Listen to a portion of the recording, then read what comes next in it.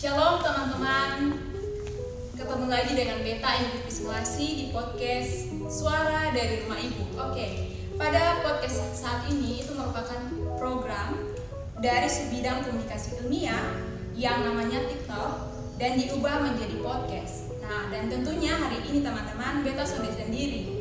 Beta ada dengan Beta muka dua orang, namanya Kakak Putra dan Kakak Noven. Mereka berdua adalah mahasiswa dari Fakultas Teologi Universitas Kristen Artawacana. Nah, kali ini teman-teman, kita akan membahas tema kecil tentang bangsa yang merdeka, generasi yang maju. Apalagi sekarang kita masih ada di dalam bulan kebangsaan. Nah, penasaran kan bagaimana cerita selanjutnya? Maka tetap stay terus di podcast Suara dari Rumah Ibu.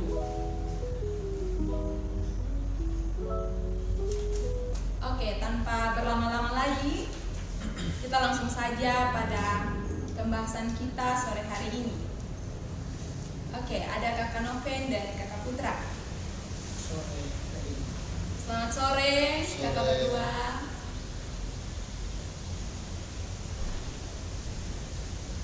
Nah, Kakak berdua kita mau tanya. Dari ketemu tema tentang bangsa yang merdeka dan generasi yang maju nih, Kakak berdua, kira-kira apa yang Kakak berdua tahu tentang peran generasi muda dalam membangun bangsa yang merdeka dan maju? Silakan Kakak Noven. Baik, terima kasih untuk kesempatan yang diberikan Kakak ini. Kita sangat bersyukur untuk waktu dan kesempatan yang disediakan untuk bisa berbincang sebagai anak bangsa. Kotong hidup sudah merdeka di zaman ini, kotong patut untuk bersyukur. Dan untuk itu Beta merasa bahwa ini satu kesempatan yang penting untuk kotong berbincang soal anak bangsa, apalagi generasi muda. Nah, untuk pertanyaan yang pertama ini dari Beta pribadi, menurut Beta generasi muda ini adalah generasi penerus. Beta sempat lihat di Instastory baru-baru, Kakak Putra punya Instastory tentang munculnya sosok Bung Karno di situ. Ada sosok Bung Karno di situ yang mengatakan bahwa berikan aku 10 pemuda, maka akan aku guncangkan dunia. Ini menandakan kepada kita, menegaskan kepada kita bahwa kata-kata Bung Karno ini mengingatkan pemuda itu mempunyai peran yang sangat penting. Generasi muda itu punya peran sangat penting bagi bangsa dan negara. Jadi Bung Karno, Presiden pertama Republik Indonesia, itu bukan sengaja untuk bukan hanya sampaikan kata-kata yang hanya sekedar sampaikan, tetapi itu punya dampak yang penting untuk generasi masa kini, untuk mengingatkan kita bahwa generasi penerus bangsa ini adalah generasi yang benar-benar dibutuhkan di bangsa ini. Begitu. Untuk itu, menurut Beta, generasi muda ini harus dipersiapkan benar-benar, karena nantinya ke depan mereka yang akan menjalankan tugas dan tanggung jawab untuk bangsa dan negara. Jadi kalau bertanya soal generasi muda penting, itu sangat penting sekali dalam potong kehidupan berbangsa dan bernegara. Itu dari Beta. Mungkin dari Kakak Putra juga ada yang mau sampaikan. Silakan Kakak Putra. Kalau dari saya berkaitan dengan peran generasi muda dalam membangun bangsa yang merdeka dan maju, peran generasi muda itu sangat penting dan sangat diperlukan. Kalau kita mau lihat dari data jumlah penduduk Indonesia sendiri, jumlah penduduk dari generasi muda itu lebih banyak dibanding penduduk-penduduk yang masuk dalam kategori atau lansia. Dan generasi muda ini seperti yang tadi Kanovi sudah sampaikan, generasi muda itu adalah penerus. Generasi muda yang akan menerima tongkat estafet kepemimpinan ke depan. Jadi tentang bagaimana peran generasi muda betul-betul harus dipersiapkan dengan baik, karena kedepannya akan melanjutkan atau bagaimana bangsa ke depan akan eksis itu ditentukan oleh generasi muda itu sendiri. Oke. Terima kasih Kakak berdua. Nah, kira-kira dari pengalaman Kakak berdua, apa saja yang menghambat kita sebagai generasi muda, khususnya di era digital? Kalau mau dibilang sekarang kita adalah anak-anak milenial, untuk terus maju dan mengembangkan diri. Mungkin dari Kakak Putra dulu, silakan. Apa yang menghambat? Pertama, kita lihat faktor internal. Tidak usah kita terlalu jauh untuk bilang oh ada ini yang menurut. Tapi dari dalam diri sendiri terlalu sering, dan ini menjadi satu hal yang tidak berdampak baik bagi generasi muda, yaitu sikap tidak percaya diri dan acuh tak acuh. Kurangnya kesadaran dari generasi muda bahwa kehadiran dia itu sangat penting untuk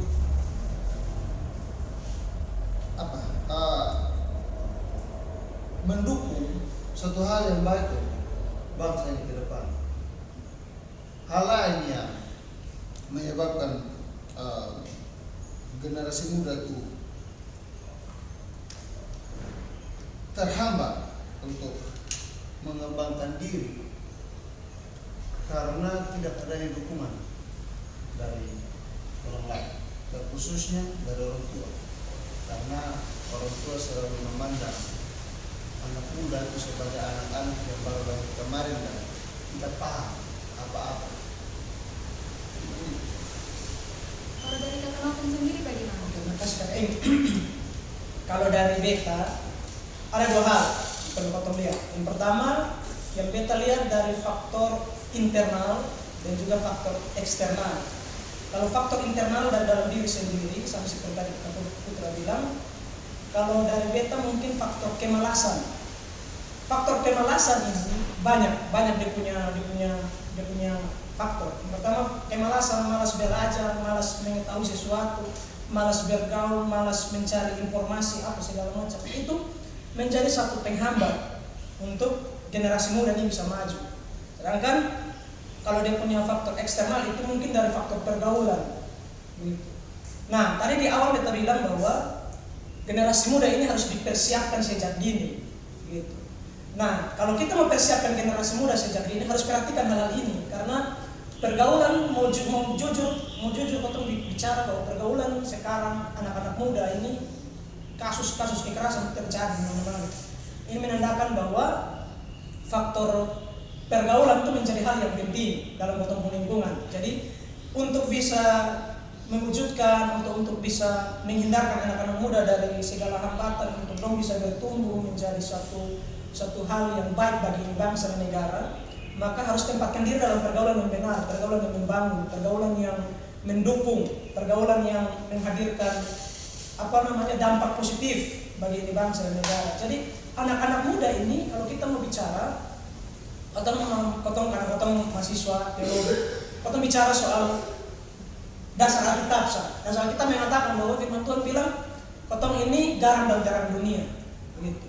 Nah, kalau kita ini garam dan terang dunia, berarti generasi muda sekarang ini mereka adalah garam-garam dan terang-terang dunia, akan berdampak bagi dunia. Ini menjadi suatu hal yang penting untuk diperhatikan oleh orang tua, oleh pengajar, oleh guru dan lain sebagainya, supaya benar-benar mempersiapkan generasi muda dengan baik. Ini hambatan-hambatan seperti tadi kita bilang, malas atau faktor-faktor pergaulan yang tidak sehat, itu menjadi salah satu penghambat. Jadi itu mesti diperhatikan supaya benar-benar murni. Kalau kota bilang kota akan menjadi dampak berperan penting bagi ini bangsa, itu harus diperhatikan. Itu dari beta. Oke, baik Kakak berdua. Nah, dari tantangan atau hambatan-hambatan yang tadi Kakak berdua sudah sampaikan, kira-kira kalau saya tanya dari pengalaman pribadi Kakak berdua, kalau misalnya kakak berdua yang mengalami itu tantangan, kira-kira bagaimana cara Kakak berdua menyikapi tantangan-tantangan yang terjadi ini? Mungkin bisa kasih tips untuk ketong yang mendengarkan ini podcast, silakan Kakak Noven dulu. Oke, kalau beta ada dalam posisi itu, yang pertama yang beta lakukan adalah beta harus sadar. Gitu. Beta harus sadar bahwa kalau beta Tuhan izinkan untuk ada di negara ini, berarti Tuhan mau beta jadi sesuatu untuk negara ini.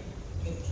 Karena kalau kita pikir secara logika, kalau Tuhan tidak mengizinkan beta ada di negara, berarti beta sampai ada sekarang.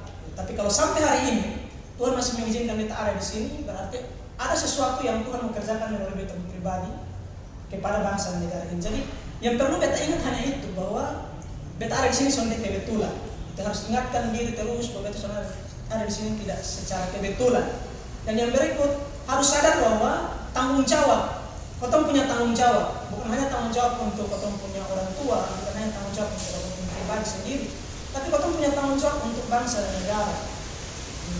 Kotong lahir dengan pengenalan akan Pancasila, kotong lahir dengan pengenalan Undang-Undang Dasar, kotong lahir dengan pengenalan tentang segala sesuatu yang terjadi di negara ini. Kotong harus punya panggilan, harus ada sesuatu yang dalam kotong hati yang mengatakan bahwa bangsa ini membutuhkan kita.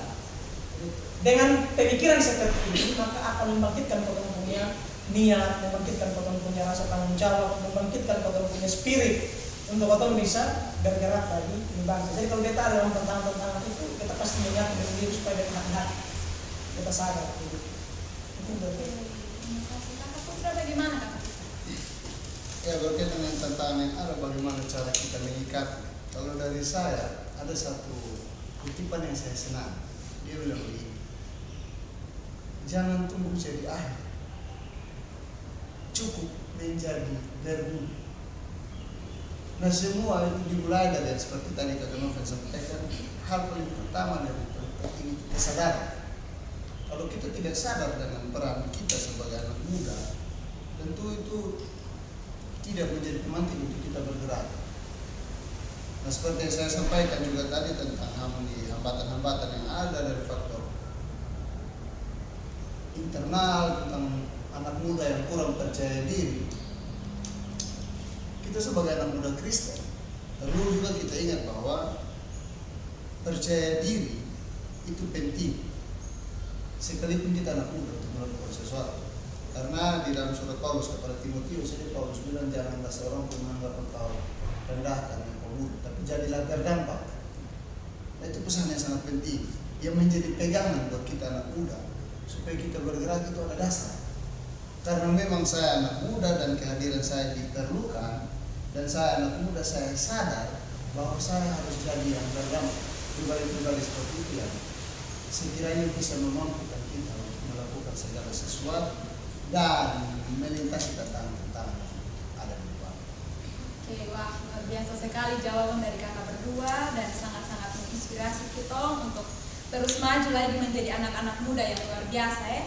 Oke, yang berikut kakak-kakak dari kakak Dong punya pribadi, kira-kira cara apa yang kakak-kakak lakukan untuk tetap menjaga nilai budaya yang ada di negara kita punya bangsa Indonesia?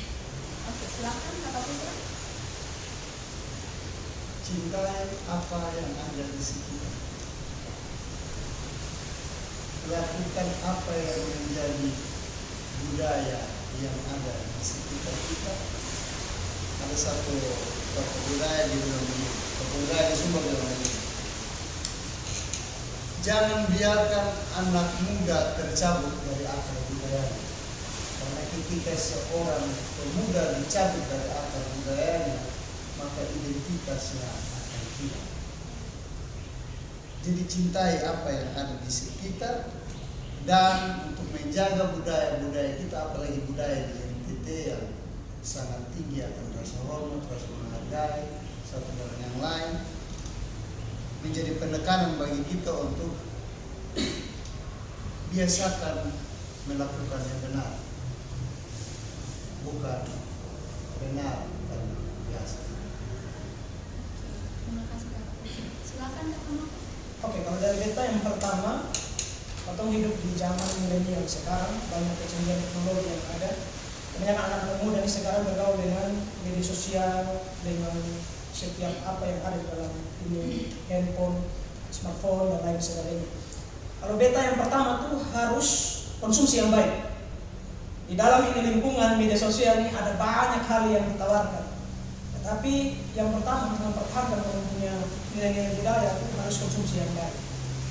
Konsumsi sesuatu yang membangun kotong, bukan mengarahkan kotong kepada hal-hal yang kurang baik. Yang berikut mirip seperti kata Putra tadi, kotong harus punya rasa memiliki. Itu rasa memiliki sesuatu itu akan membuat kotong sampai mau kehilangan.